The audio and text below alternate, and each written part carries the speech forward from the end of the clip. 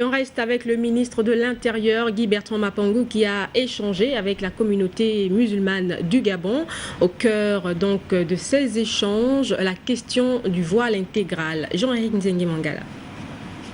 Bertrand Mapangou, le ministre en charge de la sécurité publique, veut prévenir les actes terroristes qui se passent chez les autres et qui sont attribués à tort ou à raison à l'islam.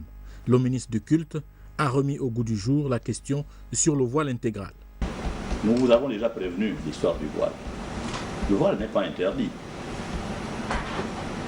Vous le portez chez vous, à domicile, vous le portez dans les lieux de culte. Mais dans les lieux publics, le voile intégral ne doit pas être autorisé pour des raisons de sécurité. Pourquoi c'est pas bon? Parce que quelqu'un peut se faire passer pour une femme musulmane. Aller poser un acte. Il y a trop de menaces sur l'islam. Parce que chacun, certainement, interprète le Coran à sa manière. Mais le Coran, c'est d'abord la tolérance. À côté de Guy Bertrand Mapangou, pour cette sensibilisation, le conseiller du Raïs de la communauté musulmane du Gabon, Ali Akbar Onanga Yobege, et le président du Conseil supérieur des affaires islamiques du Gabon, l'imam Ismail Osseni Ossa. Nous avons pris bonne note de tout ce que vous venez de nous dire. Bien avant cela, nous avons pris aussi au sein de notre communauté des dispositions. Nos grands imams sont là. Les chefs des différentes communautés aussi sont là. Certains prédicateurs aussi sont valablement représentés, de même que les femmes. Nous saluons cette sagesse.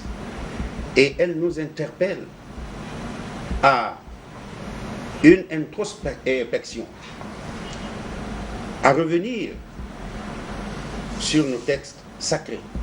À cette réunion, la communauté était hautement représentée, les imams, les chefs religieux et de communautés. Pour des raisons évidentes de sécurité, le voile intégral est prohibé en public. Les exemples sont légion. Les témoignages au tribunal, lors des contrôles de police, il y a l'impérieuse nécessité de se faire identifier et à visage découvert. Et pour que l'appel du ministre de l'Intérieur ne paraisse pas comme une stigmatisation de la communauté musulmane, le conseiller du Raïs a rassuré.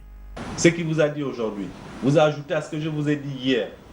Lui vous a parlé comme ministre, connaissant l'islam, défendant l'islam. Moi je vous ai parlé comme un enfant musulman qui connaît l'islam. Vous mélangez ces deux propos d'hier et d'aujourd'hui, vous allez comprendre de quoi il s'agit. Pour que nous tous ici, nous soyons conscients et qu'on prenne la bonne décision et qu'on mette en pratique ce qui nous a été dit aujourd'hui. Il reste aux intéressés à relayer ce message dans leur milieu, à redoubler de vigilance pour le bien et l'image de l'islam dont les valeurs reposent d'abord sur l'amour et la tolérance.